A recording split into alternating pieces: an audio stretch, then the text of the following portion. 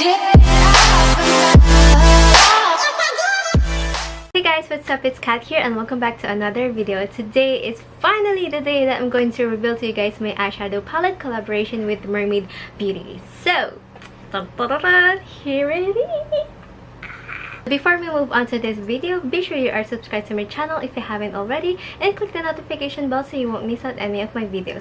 Also, come and follow me on Instagram so you can see some content that I will be posting here on YouTube. So before we proceed with the palette, I'm going to share with you a backstory on how we started to collaborate with Mermaid Beauty Philippines. If you guys haven't heard from this brand, please check them out. They have amazing products and yung pinaka-holy grail ko talagang product from this brand is their full coverage foundation. I've already featured it on my channel. I will link right here and also on the description box below, but before you watch that, please finish this video first before proceeding with that video. The reason why I love their foundation because inclusive shades yung meron sila. Well, the time na nagpi-film ako, 3 shades lang ata, meron sila 3 or 4 mga ganon. Nung in-upload ko yung video na yon, nagdagdag sila ng 2 new shades, fair and then deep pa at after warm tan, meron pa siyang deep after tan, if I'm not mistaken. Pero yeah, I will show you a photo here naman para makita nyo rin yung shade range nila. So basically, perfect for Filipinos kasi all of them have yellow undertone. Noong time na nagpi-film ako, I asked them about the ingredients kasi wala sa Shopee and then sa Instagram. Naintriga ako kasi ang bango niya and then iba yung as in, sobrang creamy and texture niya for a local indie brand to provide that. Like, parang na-amaze ako.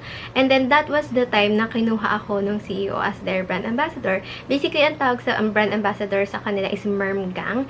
And, nashock talaga ako nung nagpi-film ako. Kasi nga, nagre-wear test ako. I was like, oh my God, is this real? Parang, di ko naman akalaing kukunin ako ng indie local brand na parang, alam mo, ako yung ikakatiwala nila for reviewing their products. And then, may negative naman ata ako nasabi dun sa review ko, but then again, they contacted me that they really love my review, na tinake note na nila yung mga cons, and I'm really amazed kasi hindi naman kasi lahat ng brands parang tinitake note nila yung cons sa product nila, parang wala silang pake, basta benta lang sila ng benta, and that's sad. Kasi kaya ka nga nagre-review kasi para malaman nung brand kung ano yung may mali ba sa kanila or somewhat so forth. So one day, I posted this photo here on my Instagram and a close friend of mine commented, I wish you release your own eyeshadow palette. And guys, naiisip ko naman siya, I really want to have my own like makeup line pero not now. That was the first comment kasi na may specific siyang product na gusto kong i-release someday, which is eyeshadow palette. And then, nabasa ko siya pero I forgot to respond nung araw na rin ako nag-post na and nung nag-comment siya. And then, kinabukasan, like, mismong the day na nag-comment back ako sa friend ko, kinabukasan nun, Mermaid Beauty contacted me for a collaboration and they showed me this amazing palette and I agreed with their offer kasi it's, alam mo yun, it suits my personality, it suits my style with makeup-wise. Alam mo yun, parang, I always do this creative makeup looks, creative eyeshadow, and then I was like, why not? I would love to.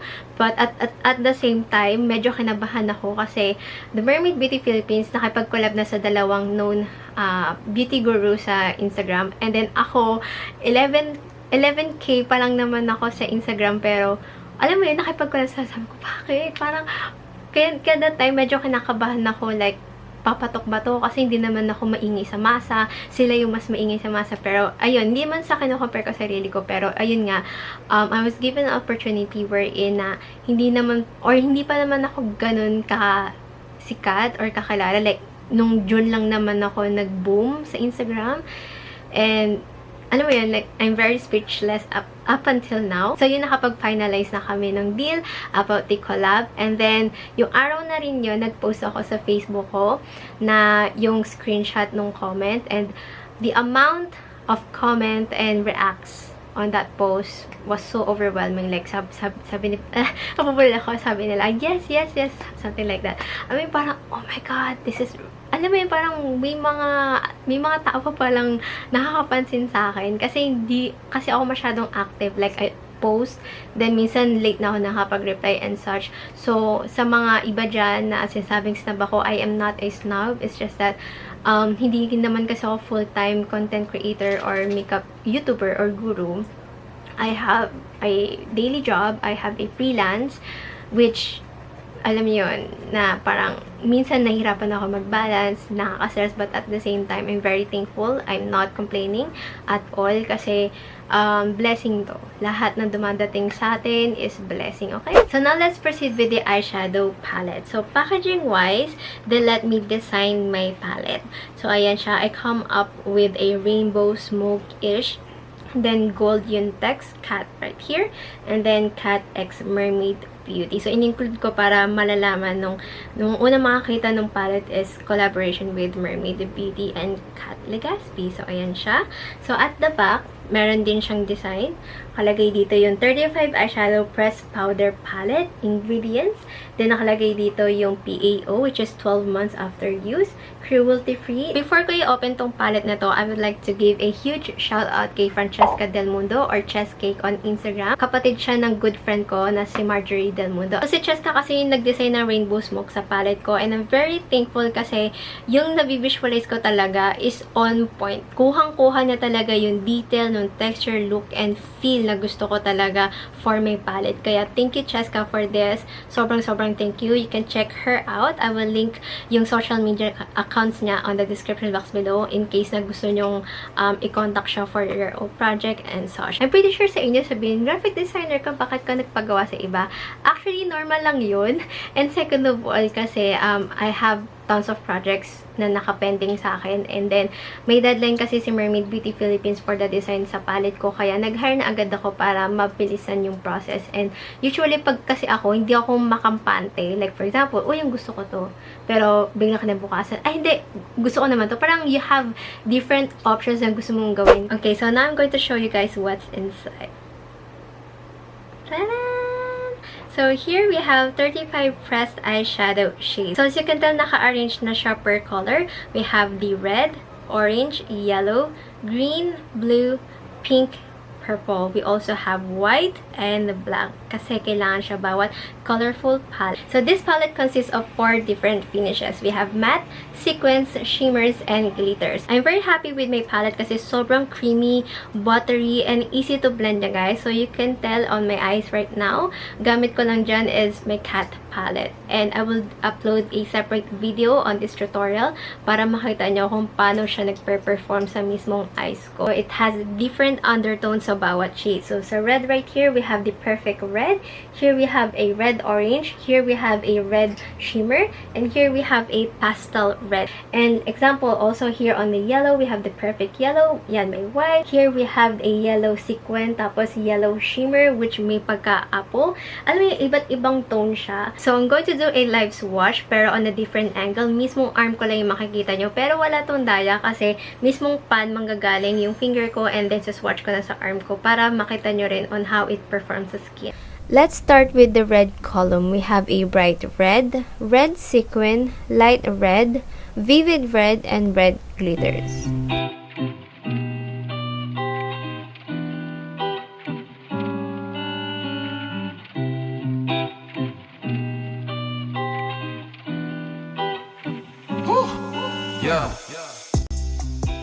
Next is orange column. Here we have a strong orange, vivid orange sequin, bright orange, red orange, orange glitter.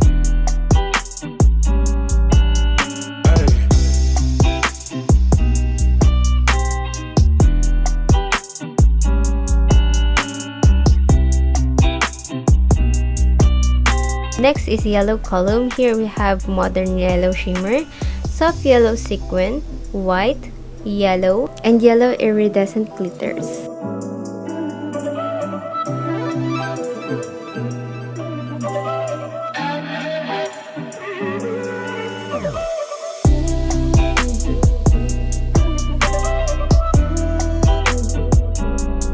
Next is a green column. We have here a apple green, blue green, cayenne, dark cayenne, and green glitters.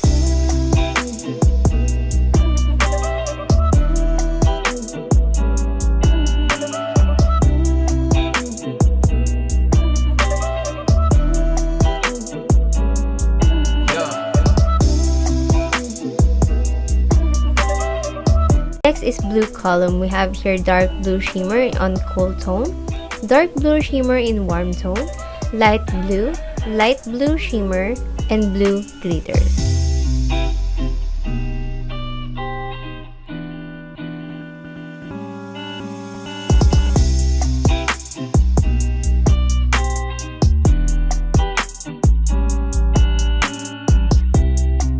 Next, we have here pink column. We have here warm pink, dark pink, light pink, pink, and pink iridescent glitters.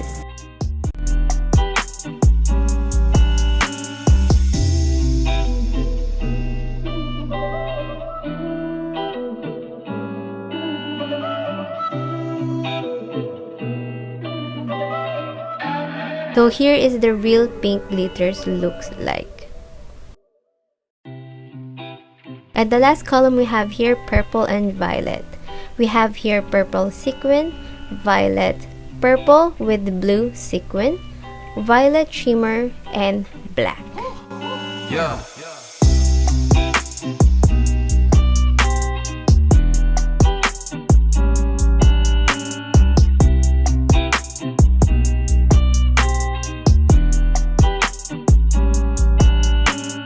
So by the time I will upload this video, it means my eyeshadow palette is out already. You can buy them at mermgang.com or shopee.ph/mermaidph, and it retails for 1,299 pesos. So you'll get 35 pressed eyeshadow shades. Also, don't forget guys to tag me on Instagram as well as mermaidbph kapag nabili nyo siya, kapag gumawa kayo ng eye makeup look or creative makeup look using my palette. So I'm very excited for you guys to try it also.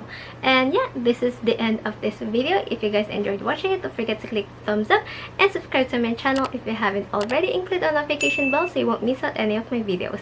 And I'll see you guys on my next one. Bye!